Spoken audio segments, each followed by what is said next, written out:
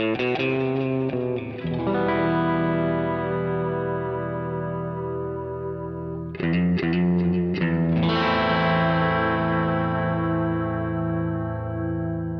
listening to Mark of the Maker.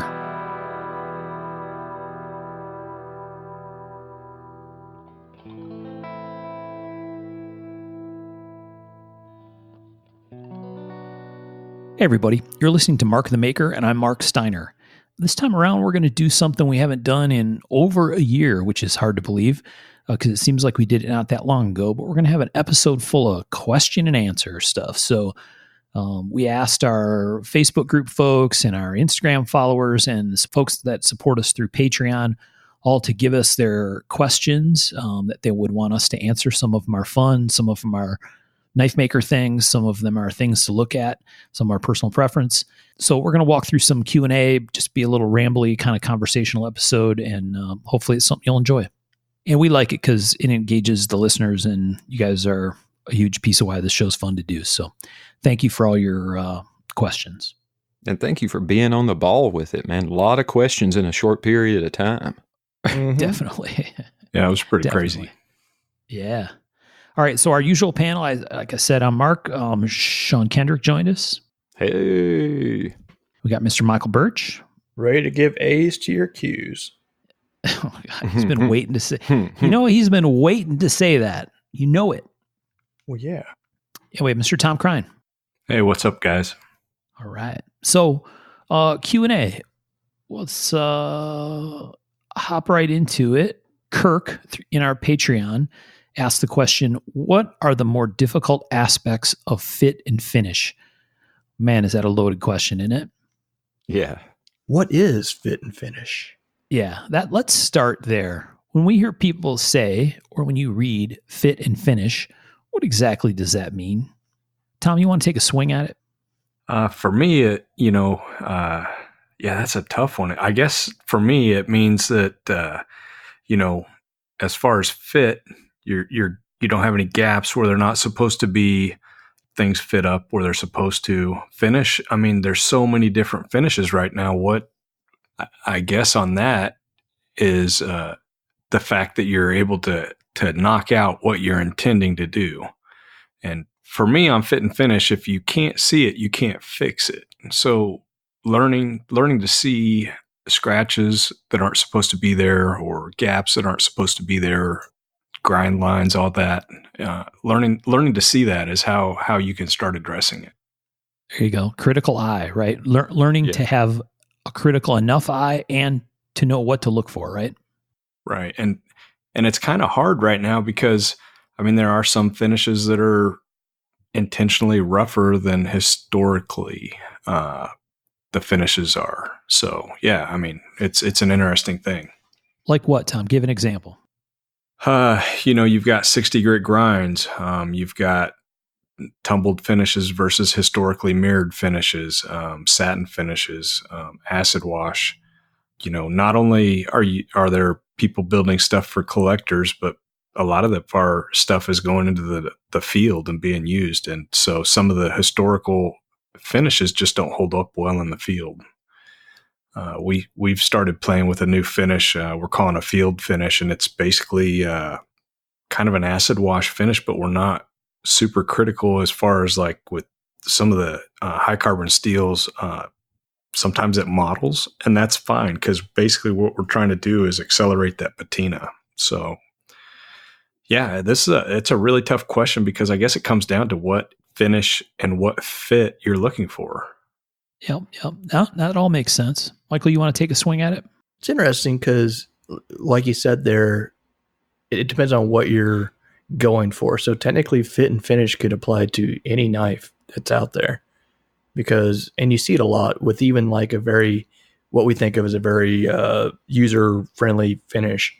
You'll see someone be like, great fit and finish, and you're kind of like scratching your head, but I guess if the intention is to make a very uniform type of heavy-duty user, then it does have good fit and finish. But to me, it's like, I always think of it as more for high-end knives, I guess, like in a liner lock with the bolster fit up to the handle. Does the bolster fit to the down without gaps? Does all these things, to me, is it a tight looking knife, as in all the pieces fit together nicely, like a nice snug puzzle. That's what I think of as with fit and finish. But it really, I guess it could apply to about anything. How about you, Sean? What's your definition of fit and finish when it comes to knives? Man, fit and finish, it would be, okay, fit, how everything comes together. You don't want gaps. You don't want anything wiggling. You don't want anything loose. Everything should be tight and proper. And finish, like I said, that's pretty subjective. Like what I see as an acceptable finish, other people may not. But whether you see it as acceptable or not, it should be done well, it should be done clean, and it should be executed properly. There you go. So on the point of the difficult aspects of fit and finish, I'm going to go ahead and say the hardest part for me is finding a finish that I'm happy with that is also fairly durable. And I fight with that every single day, or not every day, but on a lot of the knives I do, I'll bring them up to like a satin type finish on the handle, like on titanium, and be all excited, be like, all right, it'll look all clean and smooth, and I won't get it out of the shop without getting scratches in the damn titanium. Right, right. So I end up doing a more robust, like eggshell type of, Scotch-Brite wheel finish after I'd already hand rubbed and done all this shit to the handle that I'm all excited about. Well, and I think there's another part there too. If we're doing it as a business, we have to figure out how to do it in a timely manner too, because you may be able to get, an awesome looking finish that holds up forever, but if it takes you all day to do, you won't be making knives for very long. If it only takes me all day, I'll be pretty happy. I was going to say. You know what I'm saying, right? I guess so. Yeah, Man, yeah. Yes. That's funny. Knife production rate differences. This is a spot where they become painfully clear. Man, it painfully clear, because I'm still out there buying different wheels and talking with Sal Monero and shit, and we're trying new things and trying to be like, what kind of finish does this do? What speed? Because different wheels at different speeds do different things to titanium, and the ever search for a pretty finish that actually kind of lasts a decent amount. Yeah, and still looks classy and dressy. And I spend way too much time on finish, redoing over and over quite a bit. Oh yeah, it shows. Yeah, and I mean, I think for me the fit and finish thing is the basic kind of stuff like Tom talked about, right? Are there gaps, right? If it's a fixed blade and there's glue up handles or whatever, are there gaps anywhere, right? I've certainly picked up plenty of knives that shows that had them, or maybe weren't completely cleaned up, or I don't know, lots of different things, right? Pins that aren't flush, all kinds of different stuff.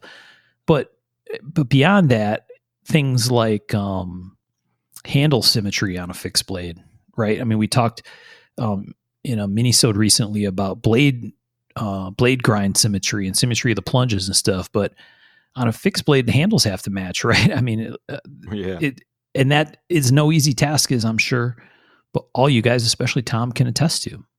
Well, and I agree to a point. If you're using natural materials, sometimes they're not going to be as symmetrical as you would like. But yeah, I agree.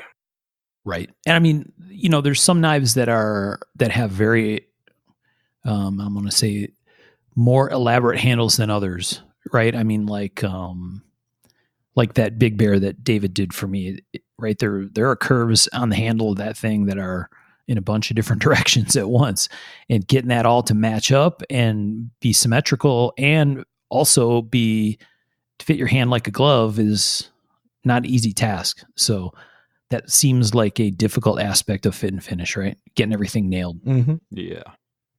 And maybe kind of the underlying theme through this difficult aspects of fit and finish, or fit and finish in general, is back to where Tom started, which is having a critical enough eye, right? Not letting stuff go that isn't done right, or paying attention to details to the point that you can't look past them, right? Yeah. Which, to Michael's point, can also be a detriment. Can also be a trap, right? I mean, where it can never be perfect enough to actually get it done across the line. But no modelly spotches in Damascus, none of that. Even. Right. Nice and even. Yep. I think consistency is what we're looking for here. Yep. Consistency is a good way to say it. Consistent consistency. Consistently good. I think I've certainly seen knives that had, really solid grind work and edge geometry that worked properly and everything else, and the handles were not great. And getting it all done is proper fit and finish. And sometimes you look at it and you're just like, huh, what the fuck? I think we've all been there. Uh-huh. Yeah. Sorry, had to toss that out there.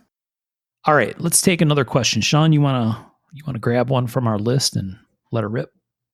All right. This is from Matthew at our Patreon.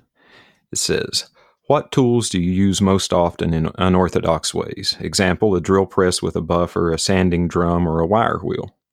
So let's hear it. For me, it would probably be my marking unit, since I mark my knives and then I proceed to use the unit to etch the entire blade. Yeah, there you go. See, I don't know if I would have let that out of the bag.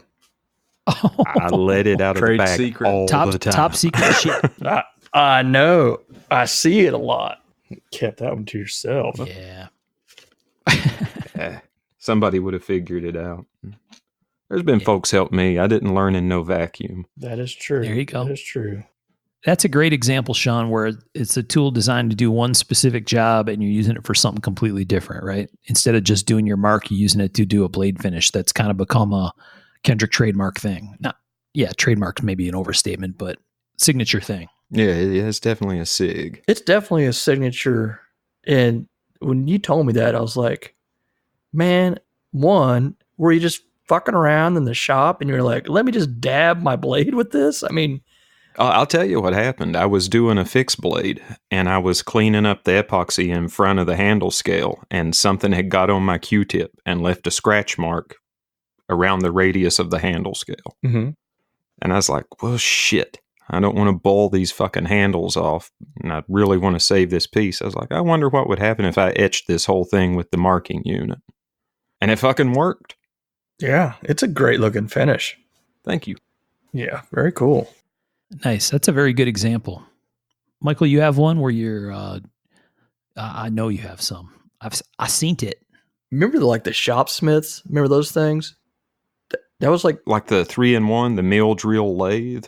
Yeah, it was like a 70s, late 70s type of, every man's got a garage, get a Shopsmith and have 50 tools at once, like the Swiss Army of shitty tools. Yeah. When I first had one, or when I bought my house and had my garage, my dad had one, and I used that thing for everything. Little drumming, the drill press part with a drumming sand to get into the finger grooves of the shitty little fixed blades I was making. And man, I used that thing for all sorts of crap. It was a weird little tool that luckily got rid of after a while because it was big and wasn't very useful. Well, it's like the jack of all trades but master of none sort of tool. Oh God, definitely the master of none. The hardly able to do shit of anything. Should have been the name of it. I've had a couple people try to give me those, and I'm like, yeah, I'm good, thanks. Well, you see them for sale. Like you used to see them on Craigslist for like $700. I'm like, who in the hell? Yeah, all the time. Is buying one of those. Somebody who don't know no better and doesn't know that it's too damn good to be true. Mm-hmm. Oh yeah.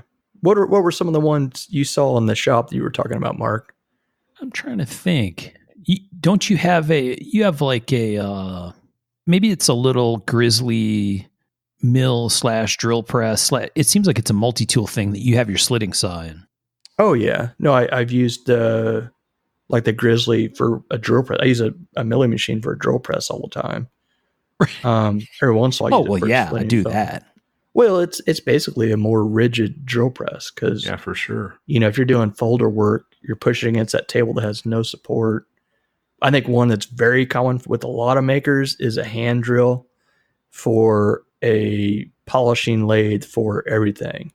Like all my screws and all my stuff they all get sanded down, just stuck in a little DeWalt hand drill and turn your pivot heads down and do all sorts of shit with it. Polish everything. I did that today. Right. Yeah.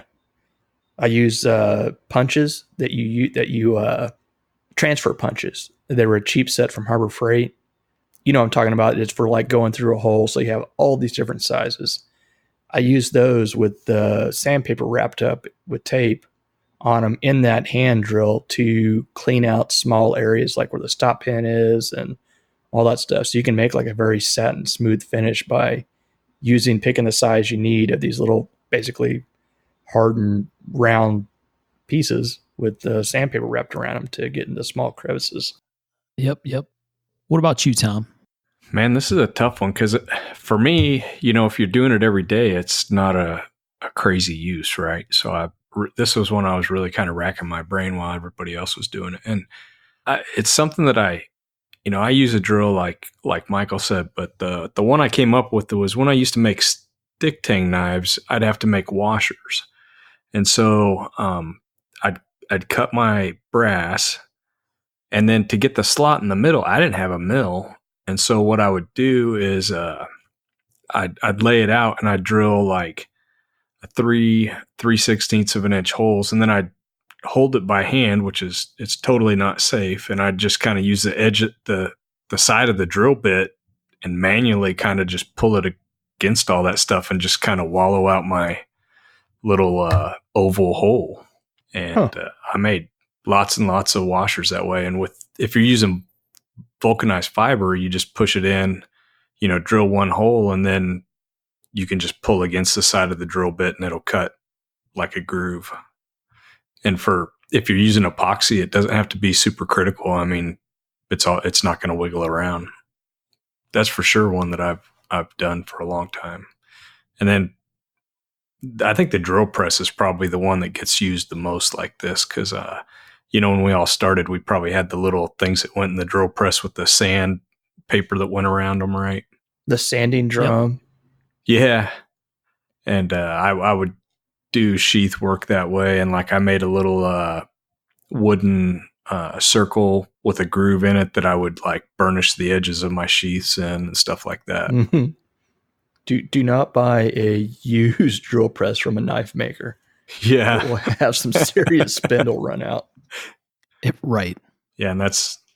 And like Michael said, that's why, for fixed blades, it doesn't really matter. I mean, tolerances, for what I do anyways, it has to be pretty tight, but nothing like folder work. That's why I use my little micro mill for drilling all the holes that are critical. Oh, very cool. That's a good question, Sean. Nice pick. Thank you, Matthew. Thank you very much. All right, Birch, are you going to take a swing at a question? Yeah. I got one from an old USN buddy, Frank. He asked, why is an early lockup better than a late full lockup? Excellent question. Interesting question. I like that. Tom, what's your thoughts on that? I may go counterculture here. Basically, I'd rather have a late lockup than super early, me personally. The early lockup, I guess I just don't trust it as much, I personally want at least 30 to 40%. That's what I shoot for. And I think one of the reasons everybody went to super early lockup was, lock faces that when they're not set properly, they wear in quite a bit. Mm-hmm. And if it's set properly, and it's carbidized and your geometry's right, it shouldn't really keep going. I mean, if you open it 10,000 times a night, it's going to wear. I mean, there's no getting around that. But me personally, on a personal knife, as long as it's not hitting the other side, I don't really give a crap. And the knives that I make, I shoot for about 30 to 40%, and they should stay there. Of course, if you get one of my early folders, it's not going to be as good as one of my later folders. I mean, that's just how it is. They're work in progress. I'm hopefully getting better on all of them. So that's my thoughts on lockup. So, okay, you see this a lot, like with someone selling a knife. They'll be like, they'll give this percentage. Are you talking about the percentage of the blade that's getting covered by a lock bar? When you say like 30 to 40, you're saying like half of the width of the blade is getting covered by a lock bar? Or are you saying right? Okay. Yeah, and that's part of the question too, because I can build the same knife with an 1/8 of an inch blade. I can build the same knife with, all the way up to 3/16 of an inch, and 30% is a lot different on both of them. Oh yeah. So yeah, that's a tough one. I usually go 30% of like the 1/8 inch blade because that's what I normally try to fit it to. But I don't know. There's a lot of give there, and like the super early stuff that's like 5% or 10%. I mean, you're just asking for less fingers. I mean, me personally, that's my thoughts. Interesting. Right. But when people talk about early lockup like a feature, right? Like you said, Michael, in a for sale ad in the Cove on USN, someone says, "Oh, that knife has early lockup." There's reasons, right? There's a reason that people look at that like it's a good thing. Well, they see it like Tom was saying, they're seeing it as, oh, that means there's plenty of life left in this knife. In this right. culture of, like Tom said, I'm going to flick this open 10,000 times while I'm watching Gilmore Girls. You're going to wear it down no matter how much we try to prevent you from being able to wear them down. If you do it that much, you're going to wear it down. So I think, it's totally a type of selling feature. And personally, I like early, but I like it. It's got to stay. It's got to be a solid early. Like, I'll slam it against the table, do this. You don't need to do it because I've done it. But aesthetically, it bothers me when I cut one too late and end up having to trash it or whatever because it bothers me. Just mainly because the way it looks like with the lines of it bothers me. So I like it a little bit earlier, but I want it to be. I mean, if it doesn't lock, then it ain't worth a shit. So it has to be a functioning early lock. But truthfully, it does not matter. Unless it's unless that lock has moved. Like if it started early and got to halfway or whatever, then you got issues because then you got, like talked about in the minisode earlier, you've got tolerance issues. Right. Or something's getting peened or something's moving that shouldn't move. Yeah. Right. There's like a combination of things that could all make that happen. Could be about anything. Stop pins walking, all kinds of stuff. What do you think, Sean? Man, I think the whole early lockup thing is just a matter of people's perceptions. And it makes them feel good about it. I shoot for like 35%. I think that's a nice, happy spot for my locks to be at. That's where I like for them to be at. I like the way they disengage there. Mm-hmm. I like the way they, quote unquote, wear in. That's what works for me. And that's not the earliest, but it's not that late either. I mean, I don't think I have a percentage. Yeah, man, and I'm just guesstimating. And to answer that, I'm talking about, how much of the lock face on the tang of the blade is actually being contacted or where it is, mm-hmm. on the lock face of the tang. Perch, you need to up your game and get a percentage, man. It needs to be a marketing ploy. 12.4% lockup. Right. One of the questions I constantly get is what angle to sharpen at. I'm like, I have no idea. I sharpen by hand. I don't have a protractor up there when I'm sharpening. It's because people are using sharpening systems and shit, man. That's why. Right. Yeah. So, I mean, I recommend different 30 degrees and go. I mean, or reprofile the edge. They're thin enough. Oh, yeah. Like we've talked about before, go with strop first or some sort of steel to get that edge back. Then worry about getting out your full kit and doing the strange mirror stuff. Was that a question you had on here, Tom, or was that from TK?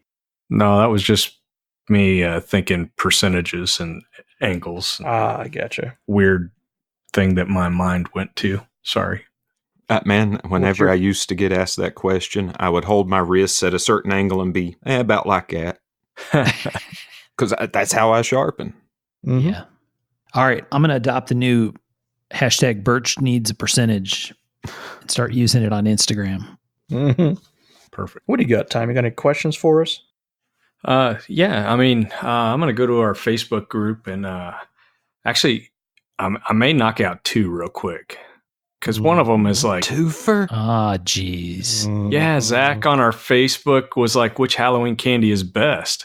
And right. As long as it's candy, I'm good with it, right? But... the sugar kind. Yeah, I mean, what sucked was like the little old lady that gave you an apple or a popcorn ball or something, which I'd still eat the popcorn ball, but now, man, I've had some pretty bomb homemade popcorn balls. Heck yeah. True. They didn't usually give those out at Halloween. I wouldn't take one nowadays in No. today's weird ass day and age. No, it needs to be wrapped. Yeah, That's I a was roofie ball if you get one of those.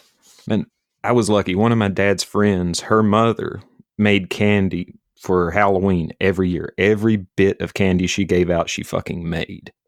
That's And- pretty That's legit. beautiful. Oh, dude, I always hit that house up first because it was always top quality. First, second, third, last, Okay. again. I was lucky. They liked me. Sean had 5 costumes every Halloween. I always liked it when I got like the little mini candy bars, and it really didn't matter what kind. Reese's Pieces or cups were always good, but one that I like, and I didn't really see this last year, was those the little orange and black peanut butter things that are kind of gritty and weird, but Oh, yeah. you still kind of like them. You know, What are they? they're in like orange and black. One Peanut or the butter other. nougats are what those are called. There you go. Yeah, they're kind of like a bit of honey, but not. They're different. But with peanut butter. Yeah, they're good. I always like those. So, but yeah, really any kind of candy. I'm a candy head. Any of it's good. I don't know if I know what that is. Maybe I've never had that before. Oh, dude, you've seen them. I you've mean, had it's a iconic They're like and timeless. Wrapped, twisted Halloween at the candy. ends. Yeah, they're in like a either orange or black wax paper wrapper, twisty style. Yep, like like taffy or something. Yeah. Huh. You're saying that's better than Reese's peanut butter cups or any sort of Reese's? Hell no. No, I'm just saying I like Iteration. those too. Oh, That's okay, something that you okay. don't normally I- see. I mean, I always like those at Halloween. I thought you were putting that ahead of the Reese's. I'm like, boy, I don't know. No, Three Musketeers, Snickers, Reese's, any of that. 3 Musketeers. That was my favorite growing up as a kid, man. Oh, Lord. 3 Musketeers is a bullshit candy bar. I agree now, but I did love them as a kid, man. You know, you eat the chocolate off and then you eat the middle part. I don't know. You know what? Oh, here's what happens in my house. We get the grab bag of the candy bars that you get like it, that's like Yeah. all the little ones, and I just handfuls to the kids. So, okay, I like me some candy. You're getting the cups and the Kit Kats go first. And the Snickers. That damn Snickers too. Milky Way and 3 Musketeers. That's some bullshit stuff that sits around for a little bit till I'm like, I'm done with the other things. Then it gets eaten. Birch won't even I'm just going to say, he doesn't hand out a single damn Reese cup. They don't make it to the door. I'm just telling you. Here's You know There's why? something- Because Reese cups are the best. That is the answer to Zach's question. I That don't is know. not a conspiracy theory. I would probably vote for Mounds. I like the coconut stuff. Oh, I'm an Almond Joy guy. Yeah, right. I You- think that too. damn. You weird sons of bitches.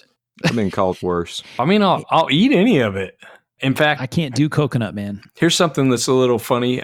Like 3 years ago, I went on a Snickers diet. That's all I ate was like Snickers for like about 3 weeks. I didn't lose any weight, but it was a great diet. Well, they're nutritionally complete, so I'm sure it worked out. Yeah, dude. They're like, I started looking at it and I was like, this should work, but yeah, it didn't. So, anyways, you ready for my real question? There's a great question later on about what's an example of a mistake you made and what did you learn from it. You should save the Snickers story for that question, Tom. Fucking Mounds. No, Amy is all about the coconut candy. She likes. Oh yeah, She likes Mounds. She likes Almond Joy. I can't stand coconut. It tastes like it feels like you're chewing sand. It's a texture thing. That's awesome that she likes that, because that clears it out for you not having to pick through the crap. No, there's some happy separation there. But I used to get the bags of coconut as a kid and like eat that stuff. What do you mean as You a are kid? I still do that. Gross. Well, we don't have any in our house, or I would do it. But yeah, We don't have any in our house because I fucking ate it all. We got to pick up All more right. tomorrow. we got this figured out. We this is good because, like Birch said, when we do our first Mark of the Maker trick or treat outing, you guys Mhm. can eat all that Dude, we can weird coconut divide shit. it up perfect. Michael and I will eat the M&Ms and the Reese cups. It'll all be good. We're done. I believe you're being Yeah. presumptive with this Reese cup thing. I didn't say I didn't fucking like Reese cups. Right? You drew your line in the sand. Yeah, In you that chose your line- side, pal. There's very few candies I don't like. All right. Zach knows the one true answer, which is Reese Cup. He already knows that. I know it. You know it. He knows it. One we can all agree on is licorice from Denmark sucks. It's like battery acid. Oh, I've had some of that. Ah, it's bad. Well, I think Zach just tore our podcast in half. Yeah. Yeah. Thanks for creating an emotional divide within Mark of the Maker, Zach. Way to go, Zach. What's your other question, Tom, since you're double dipping? Sorry. Yeah. I thought the candy one was going to be easy. I thought we could all agree on it, but apparently not. Hell no. I was going to hit the Facebook group. Cap had a question, and it was basically he states, I go to estate sales and see people's workshops selling off for pennies on the dollar. And he says, I know you guys have a lot invested in equipment. Have you ever thought about your succession plan? Have you thought about a succession plan for your designs? And do you want your designs to live or die with you? That's a tough one. Sean, Michael, what do you guys think? I have put absolutely no thought into that until I saw the question. Man, I don't know. I figure have Rachel sell the tools if they don't mind working or buying tools that a dead guy fell over on, because I figure I'll die in that shop. Right. Yeah, it's before the internet got kind of bigger than it, the community got as big as it was, and Abby got more involved. I had my friend Jody and talked to him and said, something happens to me, just you're in charge of selling my shit, so she would, he wouldn't get the most money for it. And as far as like my plans, my knife plans, I don't give a shit. So I'll be dead. So if someone wants to trace on my knives afterwards, have at it. But wait till I'm dead to do it. Please. Please. Talking to some of you all out there. Yeah. It's a very interesting question. I mean, I think Cap talked about it, but maybe the one example is like our friend David Sharp kind of having the official blessing to build some Loveless pattern stuff, right? Which lots of people build Loveless pattern stuff, but David's got some very specific things that he kind of has the official blessing to go off and do. And that's kind of cool, right? I mean, yeah, I'm also guilty of not probably thinking about that end game state enough, when it comes to planning what you're going to do with your stuff someday or what's going to happen with your stuff when you pass. But maybe one of the things he's poking at too is, are you building a business that you think is going to live on after you are gone? Right. Right. And in some cases, I think there are larger businesses where obviously that's the case, right? I mean, Ernest Emerson's talked a bunch about, how the business is going to keep going even when he's no longer directly involved with the knife piece of it, right? He's got a bunch of things that have kind of come in place over time. And maybe it's different because that's a much larger business than what you guys are doing. Yeah. Right. When you're kind of like one man operation, or in Tom's case, few man operation, I think as it gets bigger, there's probably more of a tendency to think more about what that long-term game looks like. Yeah, no, it's, to me, I don't think I have that type of status or plan on having that type of design status to be like, okay, here are my designs to live on. And, you can make that. I don't know if anyone would care enough, because I don't have obviously any sort of Loveless or whatever. Now, as far as like, if my business does get big enough, which I do hope it to grow it and make it legitimate, larger business. I hopefully have a business manager or someone, that I know could step in and keep it going and have the proper legal paperwork to see it work well. And I think that's also part of owning a business like that is you need to plan ahead for that. But at the moment, I'm still just a one-man dipshit working in my shop. Yeah, I mean, this is a really tough one. Michael, you've got a son. What? Who knows? I've got three. Sean, Mm-hmm. you've got a son that's actually in the shop working. Oh yeah. Yep. So I mean, it is interesting, and I'm trying to grow my business to the point where I can consider something like this. I mean, I'm not planning on retiring at this point. I mean, I enjoy what I do. who knows what's going to happen in 20 years? Maybe I'll be ready to hang it up and pass the torch. I don't know. But I am, we've bought the building next door. We're hoping to expand, and I'd like to grow the business and see if it can become its own entity. Right now I'm working in the shop a lot. And one of the things that is kind of on my list and on the forefront of my mind is that I need to work on the business more than I work on the knives right now. Yeah. And, Right. And that's a tough one because if I'm working on the business, it's a long-term, more of a long-term payoff. Whereas if I'm working on the knives, I can actually get a paycheck this week. So, or pay the hospital or whatever, it's like, so it's a trade-off right now. And I'm really trying to work to the point where I can start spending more time on the business because I find that its own interesting challenge right now. Right. For sure. I still love what I do as far as building knives. I still want to build knives, but I'm trying to figure out ways to build them where I can get more tools into more people's hands because I feel like I have something to offer, and we'll see if it works. Right? Well, yeah. For a very long time, it's almost like we've been telling ourselves we need to limit because of, we don't want to saturate, we don't want to do whatever.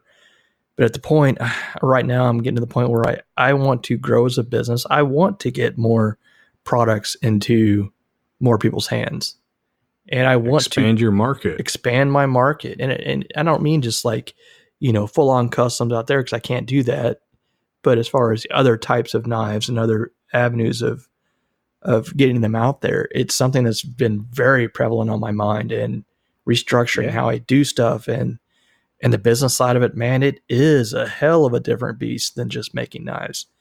And I'll find myself trying to do that, then being like, I got to go make a knife. I've got to, it's hard to get the time to do the business when you're kind of doing the living, hand to mouth or however it is, because it's an immediate payoff to finish a knife and get paid versus long-term work. It's tough, man. That's the tough thing about what we do. And that's like we were talking earlier. It's like if you had a bunch of money, it'd be easier, but we don't, and we're, at least, I don't, we're trying to pull ourselves up by our bootstraps, and that can be tough, and all we've got is our time and our creative energy. And I don't know about you guys, but I'm burning the candle at both ends right now. And there's only so long I can do that. And it's very finite. And right now I'm just trying to work to the point where I don't have to do that as much, because I'm literally putting in 14 plus hours a day, 6 days a week. And it's just, man, I can't do it. You've been burning like a scramjet. And I'm just like, you need to slow down or you're going to burn up, buddy. Well, I'm at a different point in life than you are, right? My kids are at a different age, and I wasn't able to do that when my kids were younger. And right now it's like I can, and I'm trying to put that energy into the business. So maybe I have something that, one day one of my kids wants to be a part of. Ben's working in the shop this year. He stayed home from college, and he's doing very good. He's being well received in the group, and he's actually being a huge help. So, and he's seeing that it can pay some bills too. So I think it's been a really good experience. Does he want to do it long-term? I don't know. Probably not. Do any of my kids? I don't know. That's the thing. It's always been, hey, this is my dream. Find your dream. But sometimes you don't have a dream and you just need a job. And this, what I've built can be a pretty dadgum good job, Yeah. Yeah. And I mean, we talked about this in the individual intro episodes way back at the beginning of Mark of the Maker, where I think it's a natural thing as a father or mother, right, to it manifests itself in different ways, right? I think what we probably all try to do is, hey, like you said, Tom, go find your thing. That's what we want. At the same time, you can't deny that there's a little piece of you that thinks, man, I hope one of them chooses to do what I'm doing, right? It'd be really cool to turn this business over to one of my kids someday, or you know what I mean? Like even in my case, right? And whether from a career perspective, it's a point of pride for me that my son decided to do the same kind of work that I do. I think it's cool, right? Would it have hurt my feelings if he did something else? No, but it does feel kind of cool that, you know what I mean? It kind of somehow rubbed off on him at some point and became part of what he wanted to be when he grew up. And that's kind of cool. So yeah, I mean, for sure. It's a very, I think, thoughtful and interesting question, Cap. Thanks for asking it. In the middle of his question was, have you ever thought about your succession plan? And I think the short answer to that, based on this conversation, is not really. Right. Well, right. Not seriously anyway. I mean, I have, because I've got my son working in the shop right now. So I have been thinking about it, but do I have it ironed out? No. Right. Great question though. Tough question. Yep. Yeah. Reese's peanut butter cups. Birch wants to go back to candy. What about a chick stick? What the? What'd you say? A chick stick. You know what? You get them at the gas station. It's kind of like a Butterfinger, but yeah. It's like peanut butter and coconut, right? Yeah. Something. Oh, that's why I've never seen it. No, man. Butterfinger. It's kind of like a Butterfinger. A Butterfinger is like a shitty Milky Way. It's like the Milky Way. Yeah. Butterfinger's like someone's broken up ass orange road. Yeah. Butterfinger's like a tier 3 candy, Tom. It's not even tier 3. That's the one I get sometimes. Oh. Then You got chick on a you stick. even eat Heath bars? All right. What do you got, Mark? Too funny. All right. So we had so many good questions. I'm going to go with this is an interesting one. We get questions frequently from new makers. We get lots of new makers that listen to the show, or aspiring makers, or people that want to be makers, or people are thinking about starting to make knives. We have a huge number of people that listen to us, or at least that are vocal that listen to us, that ask questions from that perspective. So Tyler in the Facebook group asks the question. He says, hey, new maker heading to his first knife show. Any tips for setup at the show? How many knives to take? What to use for displays, etc.? Which probably seems like super basic stuff to you guys, but great question from somebody about to do his first knife show. So Michael, you want to talk about what kind of stuff should a new maker think about as he's getting ready to set up a table at a knife show? I think he needs to think about the audience, think about how many knives he has sold, and make that count towards what he takes towards a show, because it sounds great to take a whole wad of knives and be like, here's everything I got, here's everything I got. But perception is very much reality when it comes to visibility at a show. If you've got a table full of knives and someone walks by and says, oh shit, look at all those knives, I can always come back and get one later, that can hinder your sales at that first show, especially if you're not very well known or whatever. So take a small, work on like your best knives, make those few knives very good, the best you can, and worry more about quality than quantity when it comes to the show. And price accordingly. You're new, you want to get your knives in as many hands as possible. So the best way to do that is to, price yourself accordingly. Make yourself a bargain. And then the rest will follow after that. What, Tom, what about things like how to set up at the show? I mean, there's probably some good things here around having a brand, right? Or a name for your knife venture, right? Whether it's your own name or whether you have some kind of catchy name and business cards and other stuff like that. What's your advice on that stuff? I think Michael knocked it out of the park, but I think some of the stuff, when you're going to a show, a lot of tables, you look at them and they're cluttered. If they're cluttered, if there's too many knives, they can't make a decision. And this is something that I did wrong for a lot of years. For a lot of years, I was like, oh yeah, I'm going to take like 50 knives to blade, and I put them all out on the table, and it's like they can't make a decision. It's overwhelming. And so I think people automatically move on when they see that. So I think what Michael said was right. Don't take as many. It's also really disappointing if you have a whole table full of knives and you don't sell any. So that's, don't put all your eggs in one basket. Try not to put a whole lot of crazy thought into it. Just some simple things to set knives on to make them kind of stand out from your cloth.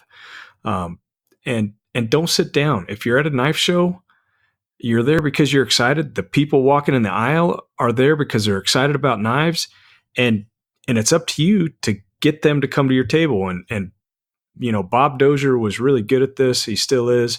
A lot of times he'd stand out in front of his table. That way you got to stop. He's going to interrupt you, right? And where the fuck you going, boy? Shake hands. I mean, really, after a lot of shows, my hand is sore because that's how you get people to stop. It's if you stick your hand out, they're gonna take it. It's like cultural, right? And then that's your opportunity to start talking and don't be like, hey, buy my knife. It's like, hey, how's the show going? Where are you from? Did you get anything? And then, get them to stop and actually interact with you, because that's a lot of times people buy you more than the knives, or as much as. Absolutely. If you can't, if you catch them and they stop, then they might notice your knives, and then you can talk to them about knives and sell. So, put the handles out towards the aisle too. That way it's friendly for people to pick them up. Right. But yeah, I think that's it. You stand up. Don't ever sit down. Don't read a book. You're there to sell knives. Don't go smoke. Don't go to the bathroom. Take care of that business beforehand. Be available. Be engaging. Yeah. You got something to add on this one, Sean? And they covered it pretty good. Just make sure you got some kind of table cover, and make sure you bring your A game and get out and look at some knives. Make time to get out and look at some knives. Yep, that's a good point. So, like when you talk about don't bring a ton of knives, obviously Tom's 50 number is a huge number, but I mean like 6 or 8, right? Bring your very best 6 or 8 knives, like that kind of number. That's what you're talking about, isn't it, Birch? Yeah. Spend your time on a smaller batch of knives and get those sold and out there. The perception of if you sell them all, worst case scenario is someone else walks by, says, "Oh shit, I missed out on a great knife. I should have got on there." And you get to hand out some cards and information and be like, "Hey, here's where I'm at online." You could always sell later, but you don't want to go home with a batch of knives. And I think the business card thing is smart. I mean, as a buyer, I've absolutely been at shows. To Tom's point, I've absolutely bought a knife from someone because I thought they were a nice guy and they did reasonably clean work. And you know what I mean? I ended up buying a knife because I had a good conversation with them. Thanks, Mark. So,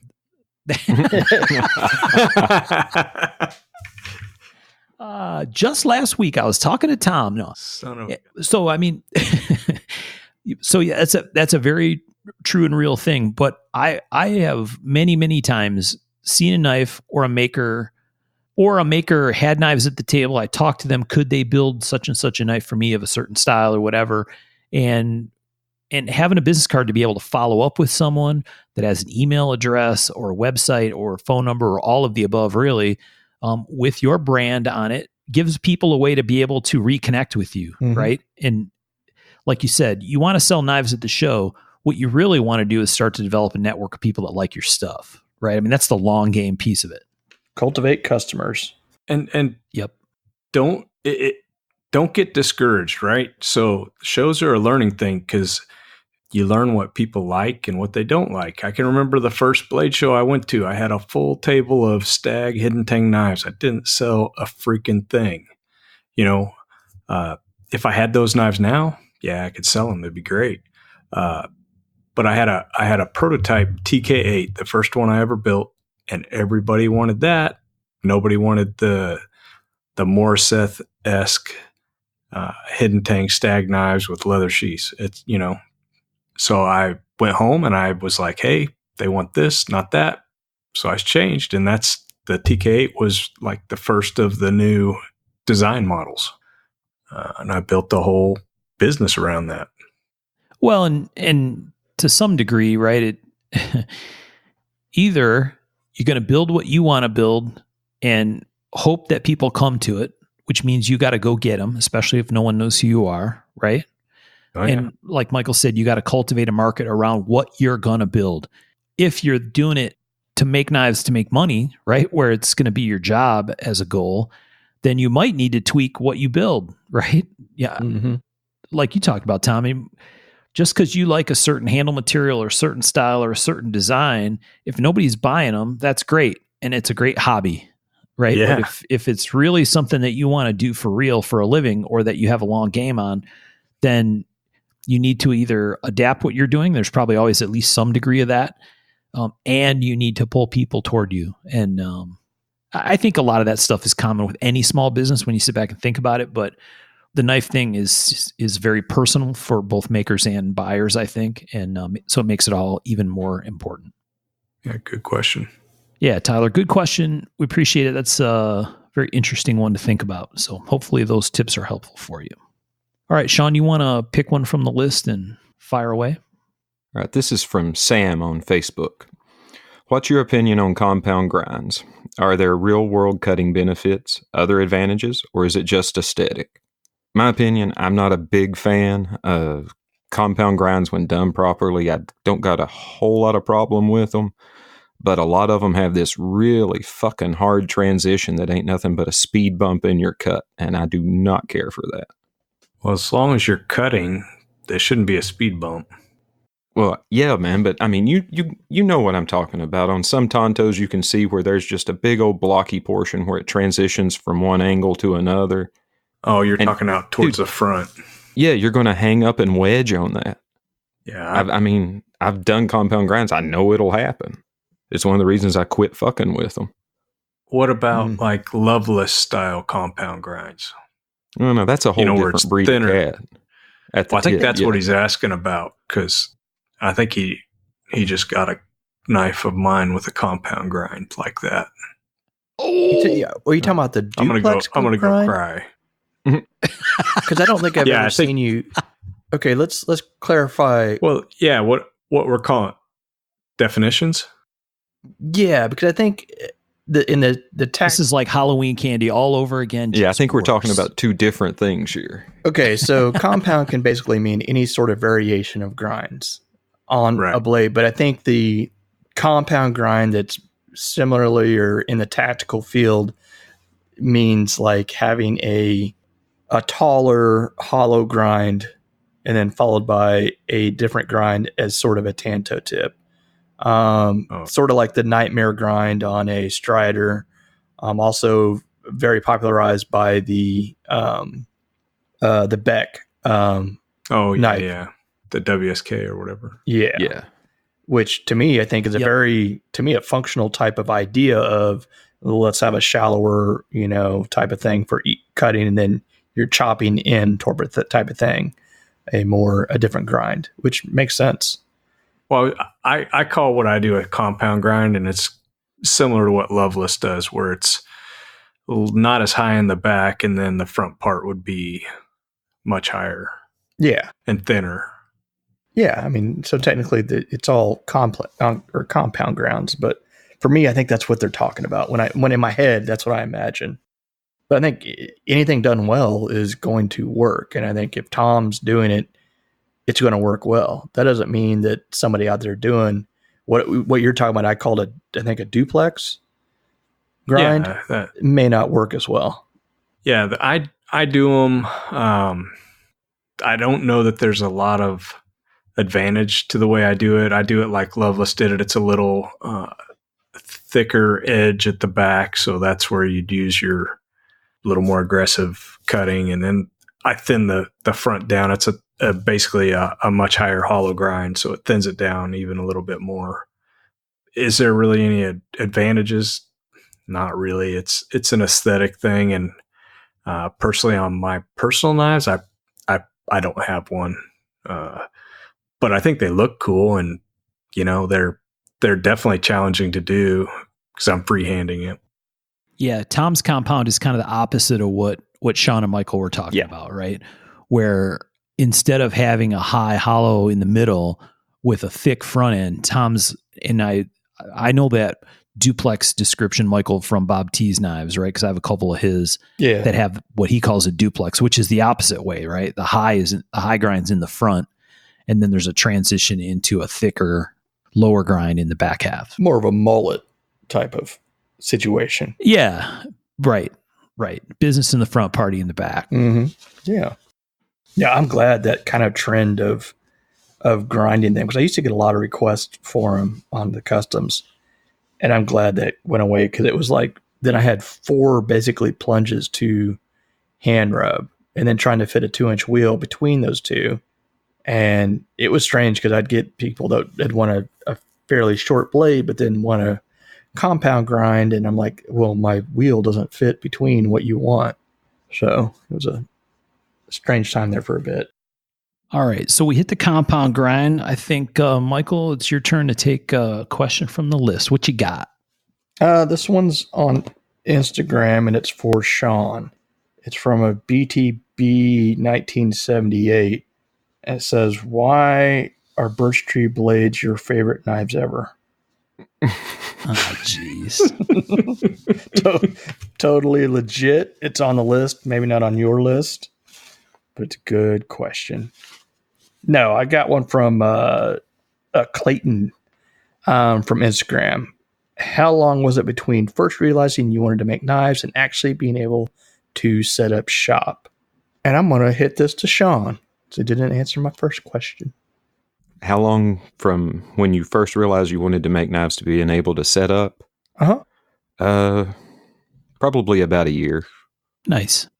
Yeah, well, I mean, we zoned it and got kind of lucky. When I first got into it, we were in a really, really small house. There wasn't any shop space. But I was still fucking around with a bench grinder out on the side steps and clamping shit to our kitchen counters and working on it there.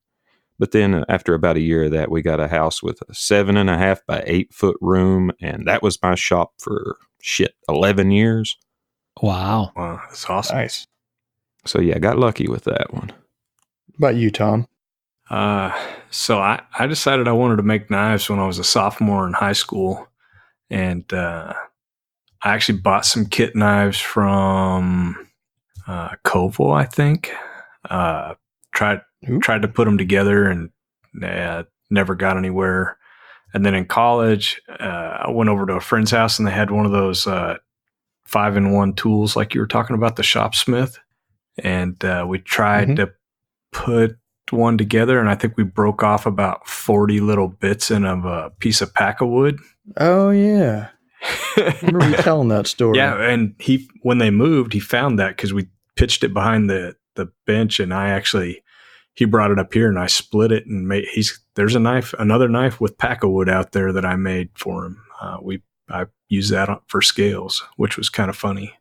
That is funny. Yeah, so that would have been like 87 when I wanted to start making knives, and I don't think I actually got a house or any place of my own until like 93. That's when I started. Yeah. Nice. So Tom, you had your own knife making space before you started working for Bob, or after? Before. So I built knives for about a year in my garage using files and sandpaper. I had a vise and files and sandpaper and a handheld drill for the first ones. I eventually got a drill press, but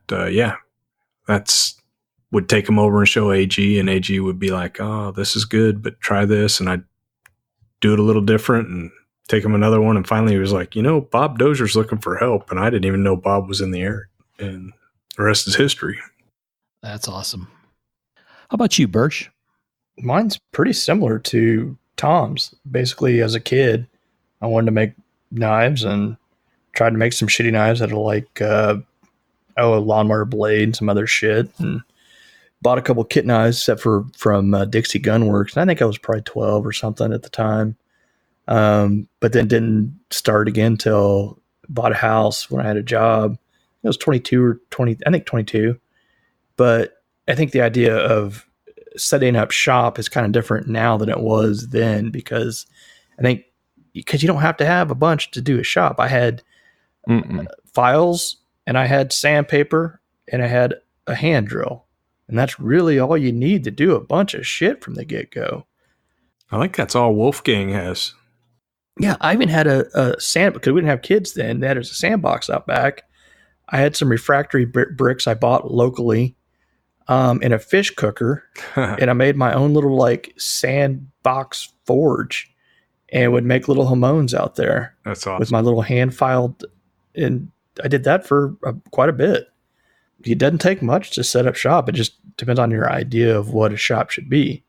It doesn't always have to mean the coolest grinder or the nicest stuff. A lot can be done with files and sandpaper. Yeah, I think we've seen this a bunch, right? Where people get started and their threshold of quote get started is a blast cabinet and a mill and a nice grinder and a, you know what I mean? Yeah, pretty long list of stuff that a lot of makers aren't able to incorporate until quite a bit later on in their run, right? So, yeah, it's an interesting one. That's a good question. All right, Tom, what do you got? I'm going to hit one on Instagram that was directed to me, and it's kind of an interesting one. It's at Knife Material. He said, Tom, have you ever gotten any pushback from other makers for doing regrinds on their knives? And the short answer is yes. For the most part, like Rick Hinder, I approached him because we were friends before I started doing regrinds on his work. And for quite a while, I was the only one that was officially sanctioned to do that, because I did approach him. And that's when he was like, hey, here's the thing, how are you going to keep it from being a custom? And so that's how we developed the Regrind logo. And, the Regrind logo is something I put on there, and it's not to put my brand on their knife. It's to say that I did work on it, and basically the warranty's void, and it's not a custom. Right. It's not this or that. And it's just, Ernie's been really, really good about it. Always, and the only time I did get kickback, and I was doing regrinds on Chris Reeves knives and the Sabenzas, and basically the dual thumb studs, you can't knock them out, right? Because they press in from one side and there's a stud that the other one presses onto. So in order to do a regrind on that, you have to pull the thumb studs. And so whenever I would get a dual thumb stud, I'd have to grind one off. I'd knock it out, and they won't. Chris Reeves knives will not sell you the thumb studs. So what I was doing was, Ann Reeves was aware of what was going on, and I would basically do a regrind, and it was something like that. I'd send it to them. They charged me $15, put new thumb studs in it, and send it back to me. So, oh wow, that I was doing quite a few Sabenza regrinds at that time, and I guess one time Chris came in and he saw it and basically lost his mind, which is fine. I get it. So basically, I had a customer's knife that I'd done this to, and he basically said, no, we will not do that anymore. You have to send the knife in, and we'll put a new blade in it at your cost, and you can send that back to your customer. And I was like, well, just send me the blade back.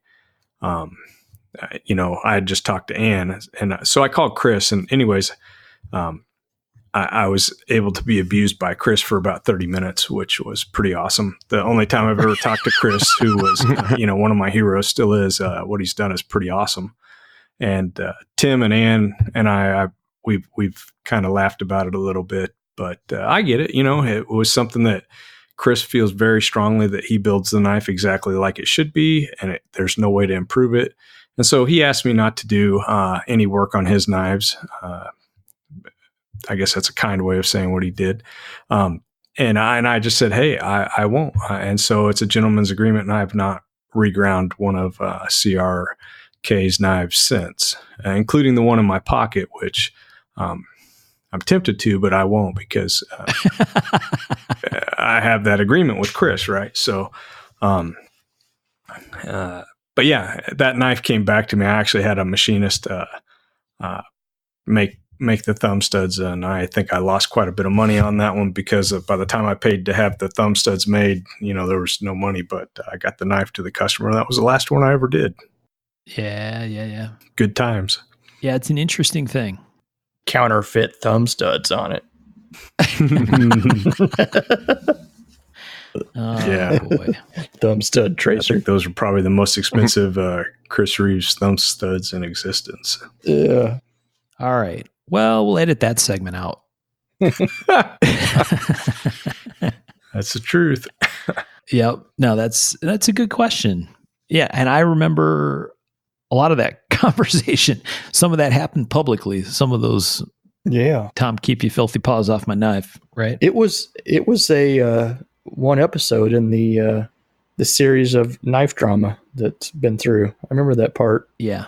Yeah, I mean, I thought I was okay because I wasn't hiding it. I was sending the knives back to CRK for thumb studs, but apparently Chris wasn't aware of that. So, yeah, he asked me not to, and I don't. So it's easy as that. There you go.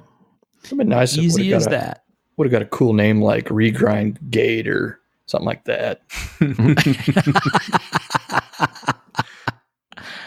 Crine Gate. I still see people regrinding Reeves knives, but I will not be one of them. But I will not be one. Yeah, no. I'm not a criminal. That's right. All right. I got a question from our Patreon, the folks on our Patreon. Sonny asks a question. This is kind of an interesting one. What's most important to you guys? Design, fit and finish, action, etc. Yeah. It's kind of a loaded question, but yeah, maybe yes is the answer, right? Etc. Yeah, I think all those are, I'll take a swing at this if you're okay with it. Yeah, go for it. For me personally, I think function is going to be at the top of that list. Obviously, I think design plays into that. I think fit and finish plays into it, but I would rather I think the design would be good if the function is good, right? But I would rather have poorer fit and finish and a good design function versus the other way around. Because if it's something that doesn't function, if it's built beautifully, I'm not interested. Right. That pretty much covers it. The design draws me in. That's what's going to draw me to it. But in action, it's kind of a loaded term, I think, anymore, because it's like another one of those buzzwords of how's the action on it, and people are usually referring to how well it flips open or flicks or whatever. So I think drops, function, close, like Tom said, whatever. Yeah, that's a better term to use. Function. If it doesn't function as a knife, it's not a knife. Yeah, I'm out. Yeah. What's your take on this one, Sean? Man, it's all kind of a package, but first thing I look for, I'm like Tom, I'm a function guy. I want the knife to feel good in my hand. I want to look and know that it's got good geometry for cutting and that it's going to be just a solid functional knife. Right. It seems like, kind of to Tom's point, you got to have at least a little bit of each of those right in order for it to be a functional knife, right? So that maybe there's a little bit of hierarchy there. Mm-hmm. I mean, the design has to work for the task that you're trying to do. Otherwise it can't be functional, right? Fit and finish, maybe not so much other than the safety aspect on a folder or robustness for whatever it is you're trying to do. So yeah, everything leading to function and the rest is kind of gravy. I don't know, maybe that's a and I used to have a slogan when I started, form follows function, which design basically follows function. And so, yeah. Wasn't that Frank Lloyd Wright's statement, Tom? I don't know. Did I steal it from him? Damn. Tracer. Oh my goodness. All kinds of tracing. Regrinding people's pride and joy. Mm-hmm. Stealing slogans. I'm a bad person. It's no surprise that you love the damn coconut chocolate bars, Tom. Dude, I like Reese's Pieces too. Reese's Pieces are like 2 or 3 steps below Reese's Cups, man. What about chocolate M&Ms or the peanut M&Ms? Peanut M&Ms are the business. The peanut butter ones. Yeah. What? No, peanut M&Ms are the business, man. I will eat the shit out of those things. Yeah, I enjoy some peanut M&Ms. High five. Okay. Sean, you got a question you want to ask? This is from Jeffrey on our Patreon. It says, do you think that our passion for knives will continue long term, or will it go the way of other hobbies like baseball cards? Will it become oversaturated and erode? Ooh. So I think Jeffrey just got us in trouble with the baseball card collector community. Yeah. What's wrong with baseball cards? Well, I don't know, but I don't see them at the store anymore.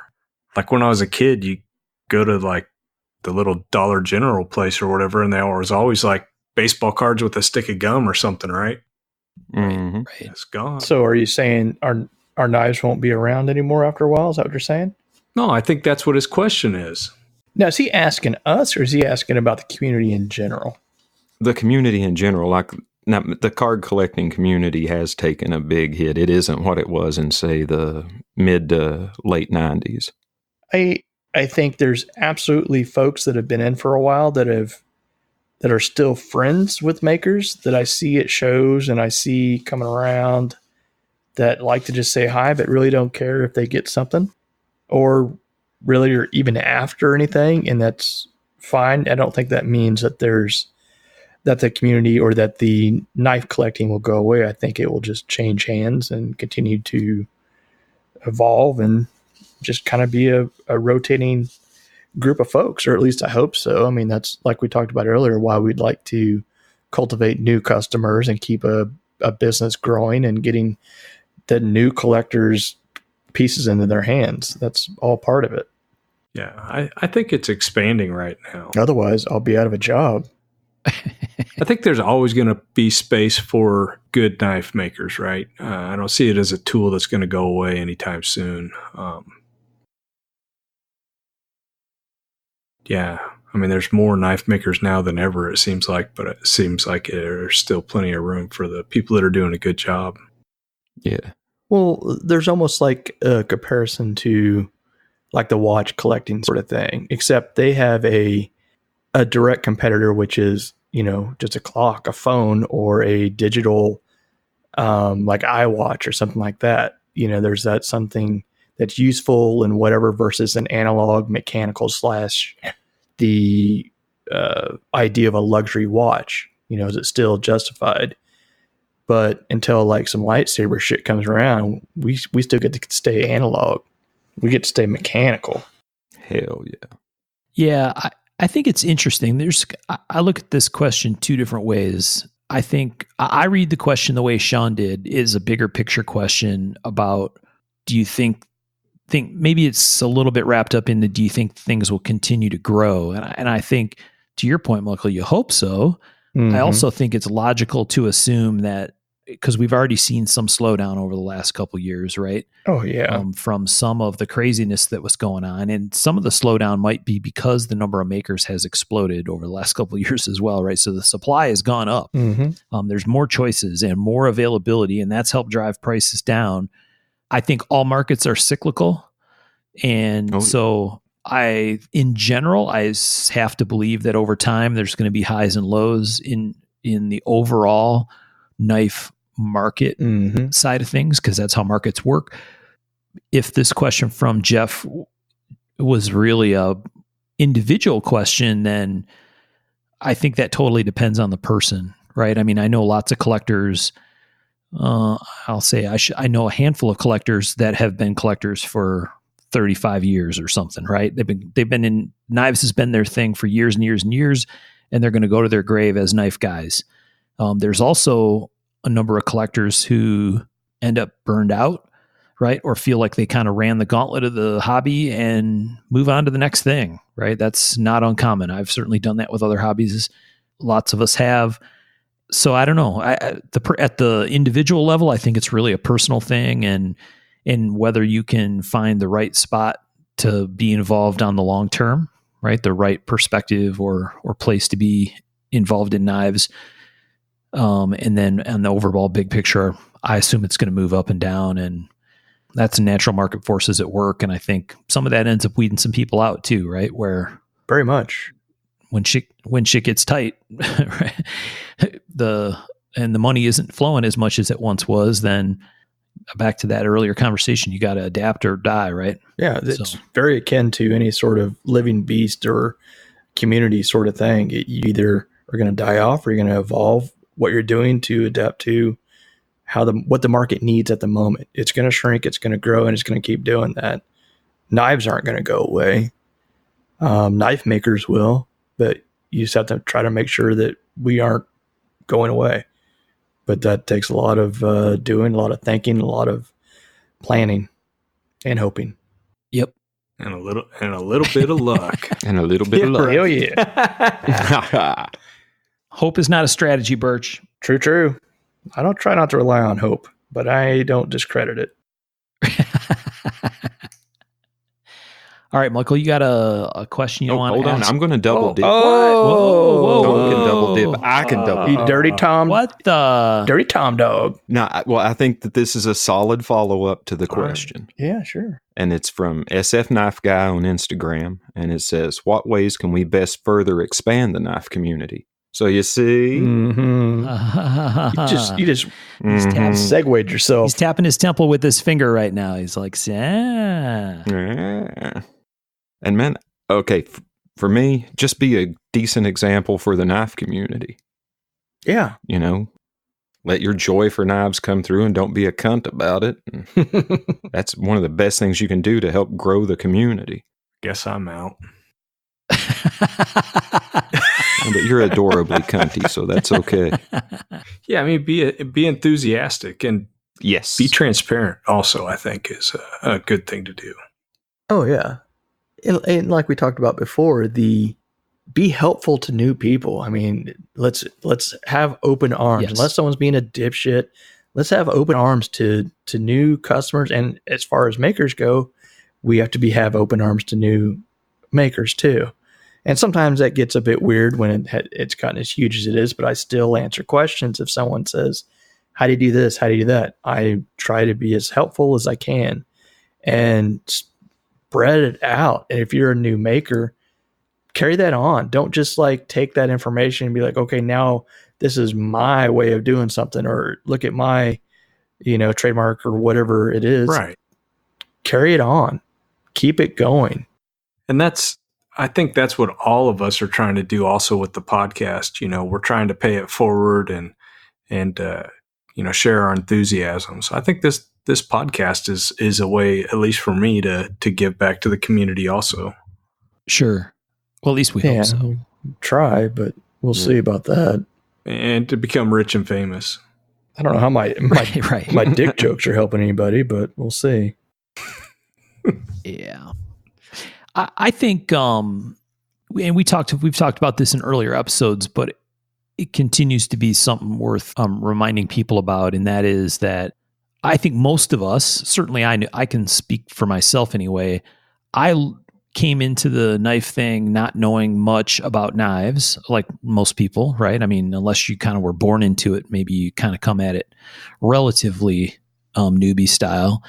And I learned a ton of stuff from some very helpful collectors and from some very helpful makers about, why things are the way they are, or why do you make the knife the way you make it, or why does, all kinds of different design stuff. And some of it's stuff that I was just interested in, but I certainly wouldn't know anything about knives if it weren't in large part for the people that took the time to help teach me. Right. So that was one of the beautiful things about the forum experience thing was that was the expectation, was that you were doing that, Mm-hmm. right? If you had knowledge that there was an expectation that you would share. And so that expectation isn't necessarily as strong on the social media side, I don't think. Maybe that's a pessimistic way to look at it, but it doesn't feel like the overall mood wants to lean as heavy that direction, but I think it can. And so to the Instagram guy's question, what ways can we best further expand? I agree that piece is huge, right? Be a positive force in the community. Don't be Exactly. Flaunt stuff in someone's face or screw with someone or, kind of perpetuate some of the bad blood that exists out there. Be a positive force and try to help other people learn. Don't right? be a hater. And instead necessarily. Oh God, yeah. Instead of throwing instead of throwing shade, go teach people why they should look at it a different way or pay attention to a certain that aspect. bullshit, the whole internet hater bullshit mentality of like this is actually helping something. It's not. You pointing out your reasons for not liking somebody and just anonymously hating on it doesn't help anything.